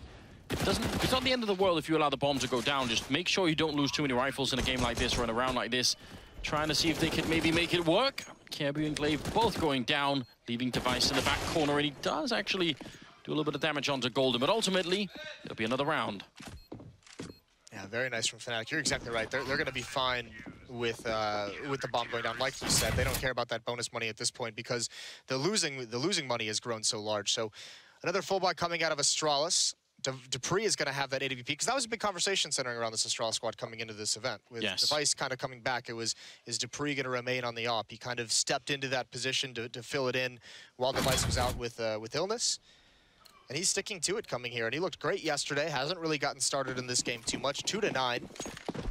Astralis need to get some kind of a run to get, back into this game. If this stretches out too far, they had that massive comeback against North yesterday, but Fnatic's not looking like a team that's going to allow that to happen. It's going to work out. I mean, Astralis keep getting the mid-control, but they're not getting anything for it. The cool thing about this as well, I mean, look at there's been a lot of different looks that Fnatic has had on the defense, and because they've had this huge lean, they have JW and Palace already taking an angle with the AWP. They have Golden, because they have so many players, they're willing to risk him, flashing him down that A ramp to get information. Because even if he dies, there's still 3 players there that they can stop any hit with. So now Golden is just letting him know everything. Once he gets to T-spawn and sees no one here, JW is going to start backing off. There's a timer on this round now, and Astralis don't even know it yet. The rest of Fnatic, they can start to make that move and position themselves accordingly, but Astralis are not realizing that within the next 30 or so seconds, they're going to be in a lot of trouble. They're starting to creep their way in towards Catwalk. If they can hit it just in time, they can still get out of this position, but it's going to have to be quick now. Device is about to be shot in the back as they're making their way through. Lekro calling it out, and that should be the big sign. There's Dupree getting 1 kill. Flusher has to stay alive. That's all that matters right now. Just keep staying alive, and the backup will come quick. He goes for the spray. Golden is there to take down Device. JW's fallen in the meantime. There's Flusher again, going for a triple, almost getting it, and somehow, with 24 seconds, it's a 1 versus 1. That Molotov, though, is going to make life a little bit hard for Kirby. He almost just has to try and make a run for it. 16 seconds. I mean, you don't have that much time here. Flashing his way through, spots the bomb with 10 seconds, and now there's no time. You have to find the kill. You can't really go for the plant. Running onto the site with a bomb right next to Golden, and there's the spray coming in. It will be a triple. And it will be Fnatic picking up a 10th round. That was closer than I thought it would be. That's such a cool round from Fnatic. That is such a great idea that you love to see them bring out. That round is all golden with that flank. I mean, not just the kills, with all the information. I'm actually surprised Fnatic didn't have more of a stack at the B bomb site. That in that kind of stage in the round, where JW had spotted nothing. They still had Crims with him inside the A bomb site, so they really didn't even have a stack or any kind of a cheat. They just had that one flank, and it works out perfectly. And I mean, I expect nothing less out of Flusher, but he understood so well that he had to stay alive. Because if he doesn't, then there is always that slight chance the device looks behind him. If the pressure from the bomb side is gone, that he thinks, all right, you know, I've got a little bit of room to work with here. There did seem to be some hesitance, though. After Flusher gets his first kill defending that B bomb side, no one from Astralis is pushing it forward. That's a nice find from Glaive. High impact entry onto Crims on Catwalk. Starts to open up middle. JW misses a shot. Got good information. Here's the boost up, and JW's not going to miss that one right through the corner of the wall. I was going to say, he didn't even wait. Yeah, and Astralis is actually already pushing up connector. They found a gap. They want to wrap around JW. They know Golden's in CT spawn now. They should know that they have the space. The smoke is down. They're going to be able to cross. Glaive does eventually fall, but they've got the A bomb site. He's getting a little bit aggressive. JW pushing right through. The timing is just unbelievable. He almost takes down Dupree as well. Classic JW move there. Still a 1 versus 2 now as Sip does go down Dupree. 45 seconds, gonna walk right into it. The spray doesn't connect, and Lekro takes him down. Another round for the Swedes here, 11-2. This is a godlike half coming out of them.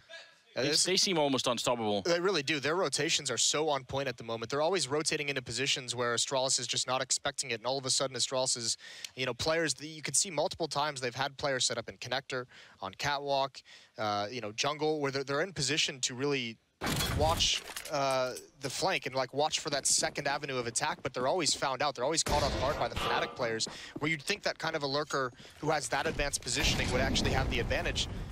They're the ones getting hunted down. And now look at the aggression. Another switch up in the defensive game plan. And Lekro is going to find a free kill and the bomb at top mid. No one here from Astralis to recover. They all have to fall back from what they were doing. This is quite the dagger in this first half.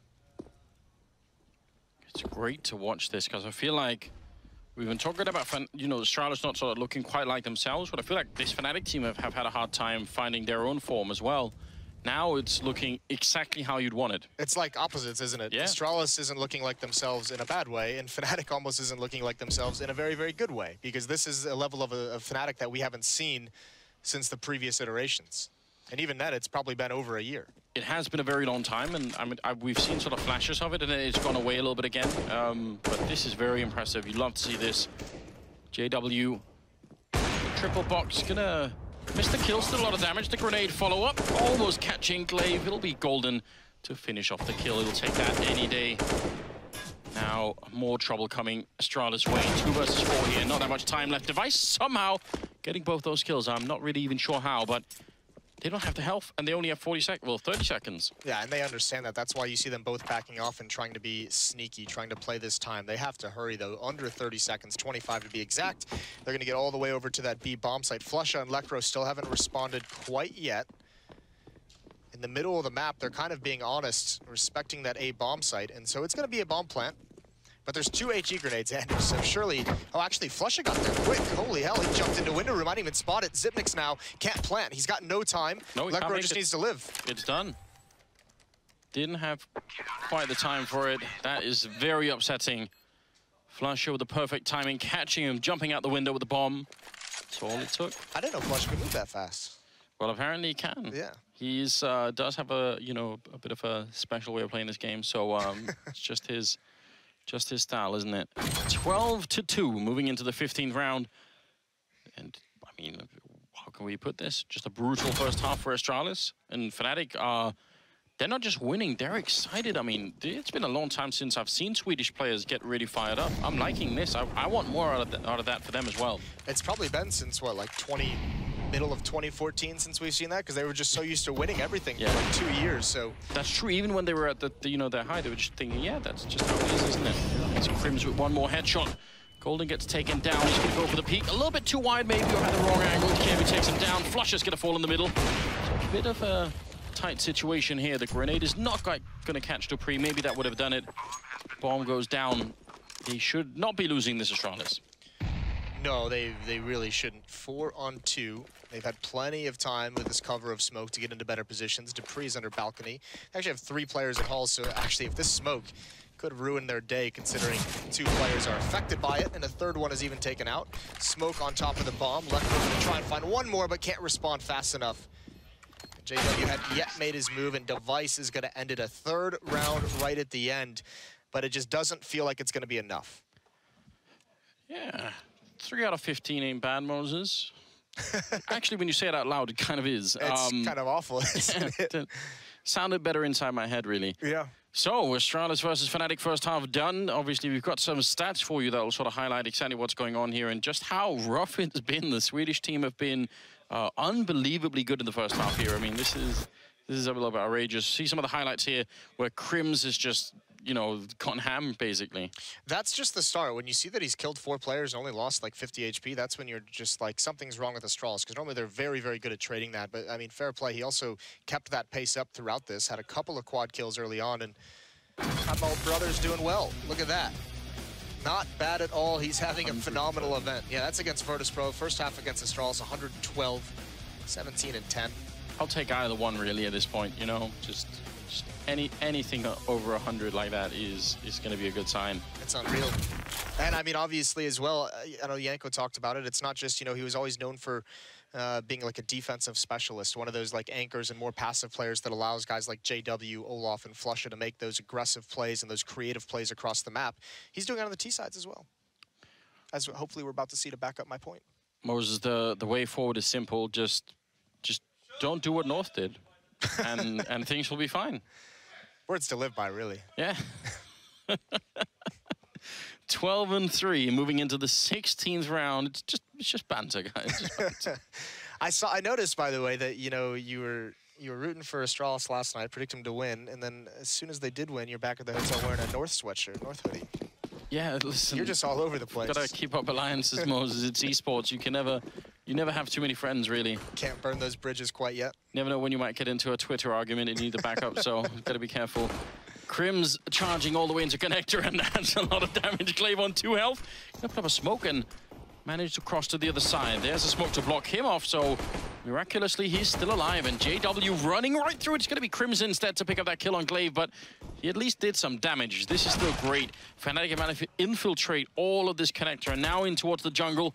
Zip does get 1 kill in return, but still, Fnatic are pretty deep in the bomb site. Well, the bomb hasn't made it there. That's the tough part. There's no utility as well, so Fnatic have to pretty much hold off all these different choke points and get the bomb planted. And Astralis is all rotated over. Device is going to be the next one up, fighting with Crims, but Crims obviously wins that, and he wins another one onto Zipnix. 2 big players down, Dupree and Kirby. They don't have the health for this, and pretty soon Crims is going to start flanking, but it might not even be needed. That's a great shot, but it's just not enough. Crims is here to end it with another headshot. Another quad kill round for him, 21 frags. He's looking very focused. Device looks confused. He's just like, what's happened? I don't blame him. I'd be confused too. What's going on, you know? We thought this whole Denmark versus Sweden thing was settled, and I thought we figured that out. Just like that, boom, they're back. 13 to 3. I can't see. I think this happened with North as well. Well, it wasn't quite that bad, but it was something like this, and then Astralis won the second round after losing the pistol. Was that true? Yes. And then it spiraled out of control. And then it was like 9 straight for Astralis. I think the tough part, though, is you saw some fight in the first half out of Astralis in that comeback, right? Like, even though they lost far too many rounds, they still saw some close ones, still were battling into it. Here, it's just start to finish. It's been domination for Fnatic. It really has been. I think we've seen some rounds where there's been some real hesitation in Astralis. I mean, one thing is they sort of know the positions, they know the grenades to throw. Then when they get into those positions and they have to execute the next step, they sort of seem to be stuttering a little bit. Definitely in that first half of attacking bomb sites, there seemed to be, you know, a bit of hesitation, some stutter steps of just kind of slowing down and not really seizing the opportunity. Fnatic, meanwhile, is loving it. Deagle out for KRB, another 4 spot into this round. So far gone. See if they can do anything with it. Dupree's got the SMG. Zipnix is here all alone. It's just Flusha, though, that's causing this distraction. That Dink is going to help out because Flusha wants to back off. If he gets that kill, we start to see the rotations. So Astralis have a chance here still. As Fnatic is starting to use their smokes, flashbangs, and Molotovs to get up towards Catwalk. It's all on KIB, turning the corner, not able to get anything done. There's 2 more players from Astralis here, but they're not going to live long. Great flashbangs coming out from Astralis there, just not finding the kills. I say that with Glaive picking up one, Sip with another. Somehow there's the shot coming in. Flusher, he was wounded earlier. It turns around in the face of Fnatic. 1 versus 2, but it is Crims, so I guess this is kind of an even fight. But Device has the high ground, and depending on how Xyp9x plays this, he can be so very impactful. Crims needs to get this kill as soon as they encounter each other, and he's going to. Xyp9x not even checking there, but still a lot of angles to check in this B-bomb site.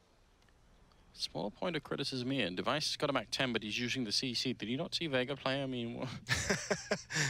Listen, only Sharks can hit those shots. Apparently so. 25 seconds. This is very hard on Crims. There are a lot of corners to check in this bomb site, and he has to try and force Device into a peak at some point, and he doesn't have really a lot of time for it. So now he's going to have to go and run, pick up the bomb. As soon as he can do that, at least he could maybe try and pressure him in. He's pretty much only going to have 1 chance here with about 9 seconds left.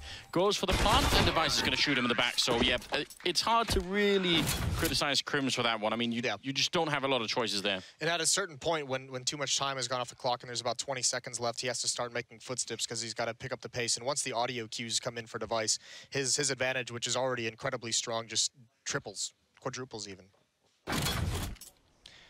I don't know why I use numbers to quantify that, because you can't back them up whatsoever. I appreciate that. We need more math in Counter-Strike modes. Even if it's made up, I don't mind. Fake maths. Yeah. Oh, that could be a 2018 thing. That could be a real thing. I mean, I actually think people do generally distrust statistics anyway, so. Yeah. What is the phrase? Lies, damn lies, and statistics? Yeah, that's the one.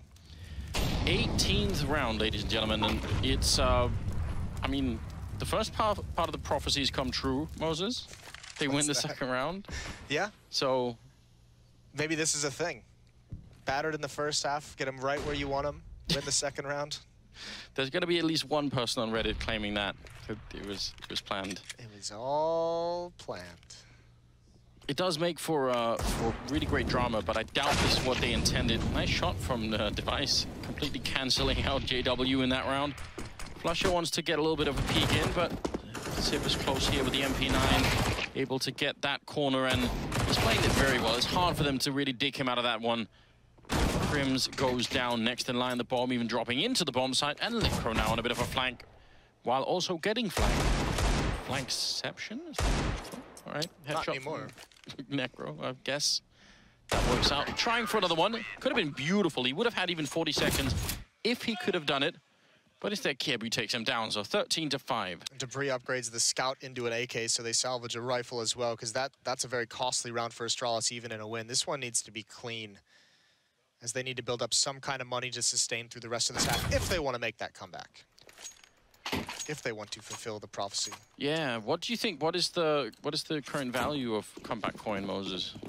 Has it gone up? It's pretty high. We've seen some cool comebacks. Yeah, we have.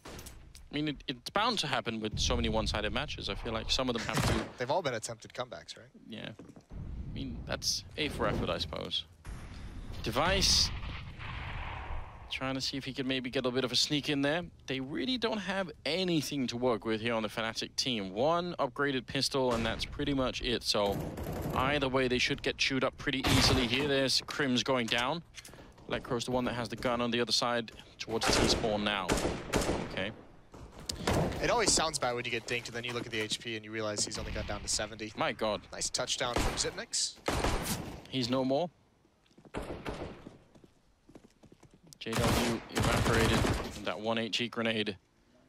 It's down to Lecro and Golden, trying to see if they can just get one more dink in, get a kill on somebody. It doesn't seem like it's going to really happen. Golden, not long for this world. Another round here for Astralis, 13-6.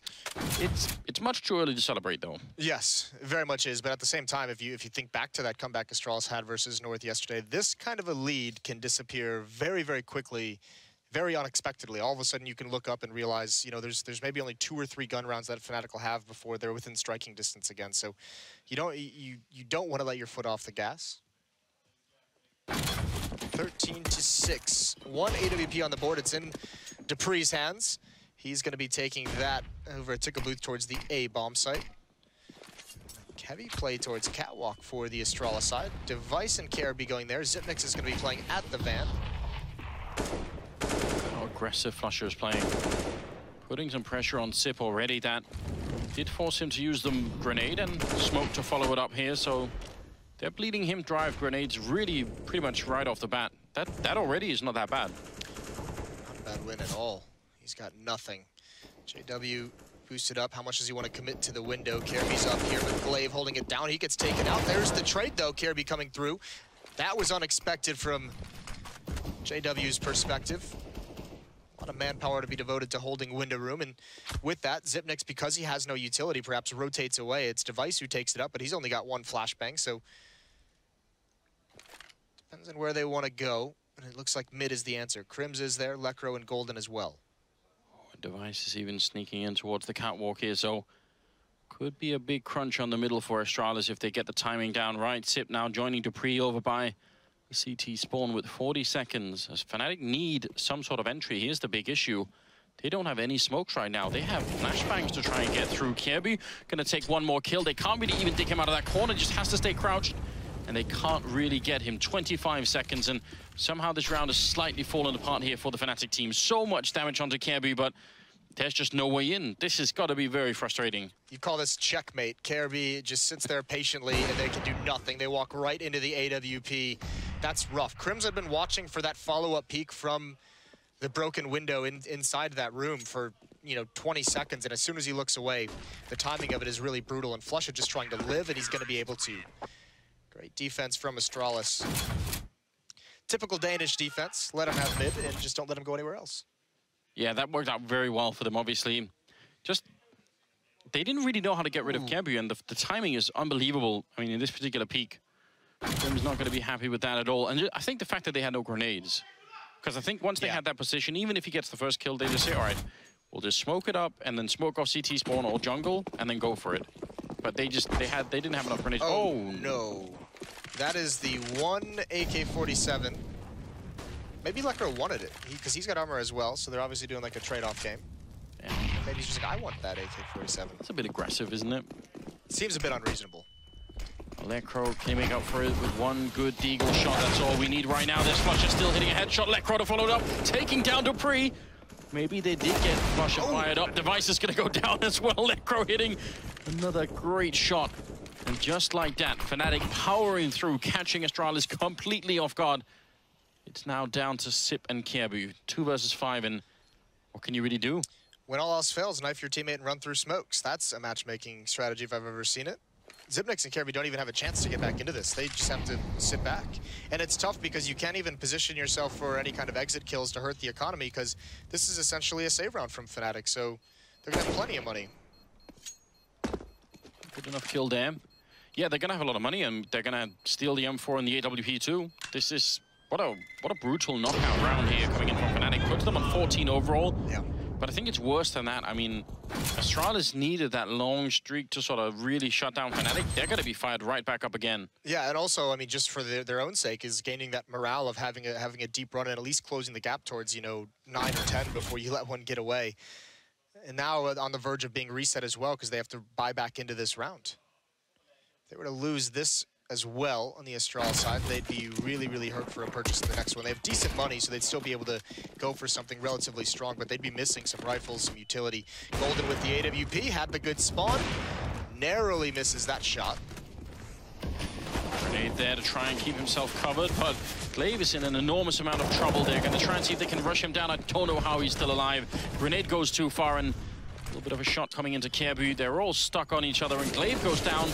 KRB could easily be next. That is just a classic strategy on Mirage that works out. It's so simple. Apply a lot of pressure onto Connector, have one player in Palace just waiting to punish people falling out. They do massive damage onto KRB, down to 8 HP, and find the kill on a Glaive. Zipnix does respond with the equalizer, but they still have got a long way to go. Dupree is the only one at this A bomb site, and now with Device going down, Dupree is all on his own for quite some time. See what he could do with this AWP. Did very well at the Blast Pro series, but now he's going to have to really step it up here. Backup is being called for, although KRB is again very low on health, and Sip goes down, and Now it seems almost impossible. KRB is going to get an easy kill there on JW. 40 seconds, and Fnatic, are they going to realize that they could just bring this bomb to the bomb site instead?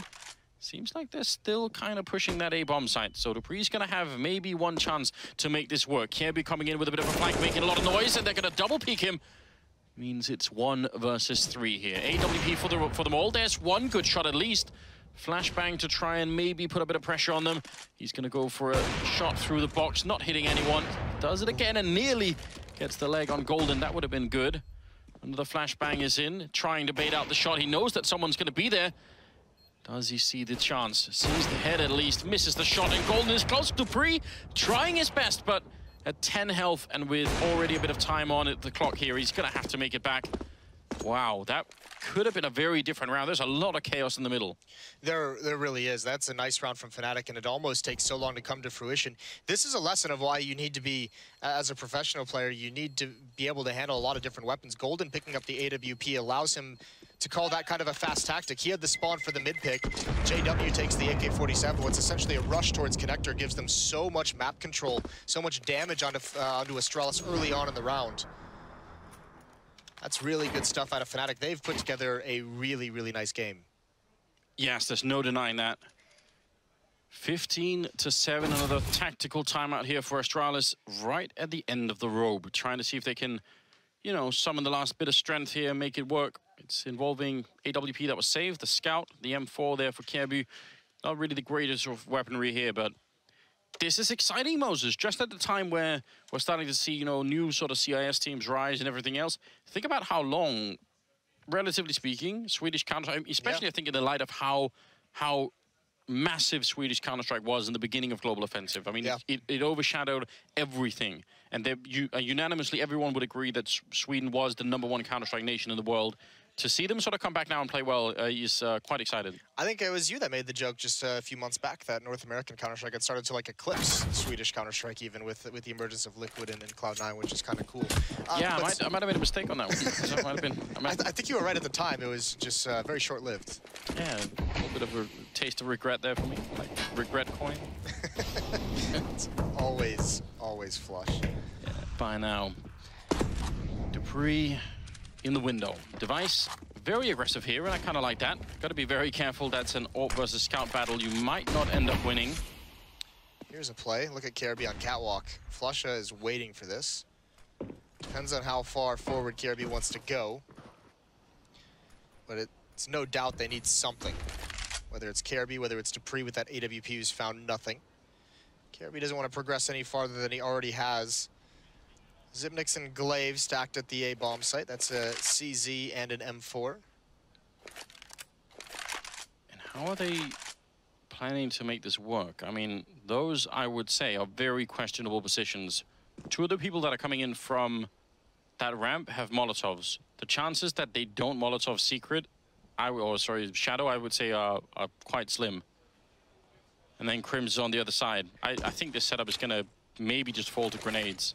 Well, yeah, and dupreeh's going to be blocked off. He even had a bad read, started to rotate towards the B bomb site, so it's only going to get worse before it gets better. Xyp9x and Glaive, everything to do for those two players.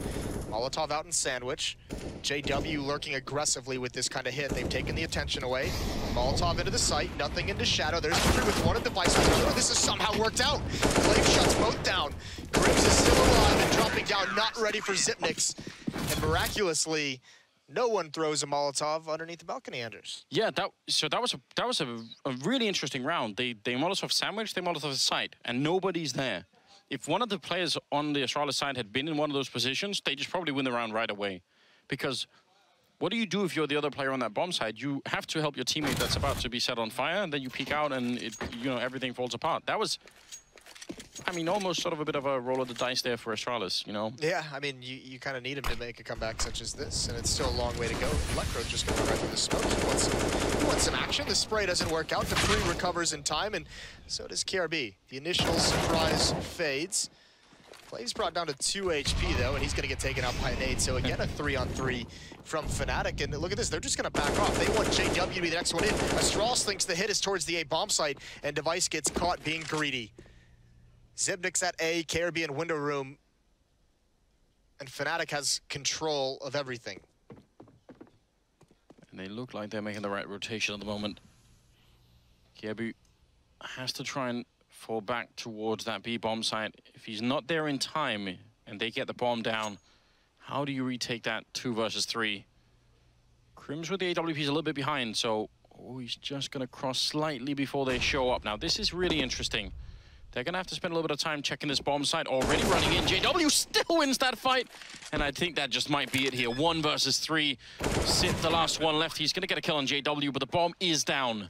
And Crimson Flusher, they can play the waiting game forever with him. He has a smoke, maybe the only tool that can bring him out of this, but he still has to actually get onto the site here. Fnatic have played an amazing game, and they take down Astralis 16-8 here on Mirage. That is an impressive victory for them. And who better to end it than Crims? Started this game out so incredibly well. Domination from start to finish. The CT side from Fnatic, so many different looks that we saw, so many different variations on their defense, really creative stuff. And the T side, a mix of fast and slow. Astralis could never get a good feel and never could get a good read for this game. A couple of slow starts have now kind of put Astralis in a tough spot. We'll see if they can come back tomorrow. Regardless, we're going to hear from the desk when we return from the break.